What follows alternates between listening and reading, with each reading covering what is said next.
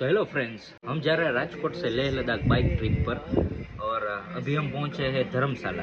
धर्मशाला यहाँ पे हम मैक्लोडगंज करके एक सिटी है, वहाँ पे हम रुके हुए हैं। कल रात को 12 बजे पहुंचे थे हम। तो मैं दिखाता हूँ हम कहाँ पर रुके हैं। अभी हम यहाँ पे रुके हैं। कल रात को 12-1 बजे पहुंचे थे, तो हमने ये सोचा कि आज की रात हम थोड़ी छोटी होटल रख लेते हैं। तो ये आप ये होटल का व्यू देख सकते हो। ये होटल का प्राइस ओनली 800 रुपीज़ है, 800 रुपये ही है। और अभी यहाँ से चेकआउट करके हम जाएंगे एक थोड़ी प्रीमियम होटल में। मैं आपको दिखाता हूँ, वो थोड़ी हाइट पर है। यहाँ से अगर दिखती है तो मैं दिखाता हूँ। तो ये अभी की हमारी होटल का व्यू है। और अभी हम जा रहेंगे यहाँ से चेकआउट करके हम जाएंगे यहाँ पर। ये जो पहाड़ के ऊपर होटल है ना, यहाँ पर हम जाएंगे, क्योंकि आज हमको पूरा दिन रुकना है।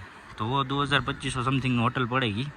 वैसे भी हम गुजराती शू खाली 5 कलाक ने 2500 थोड़ी देवाय कहीं। तो आज तो हम इधर धर्मशाला में ही रुकने वाले हैं।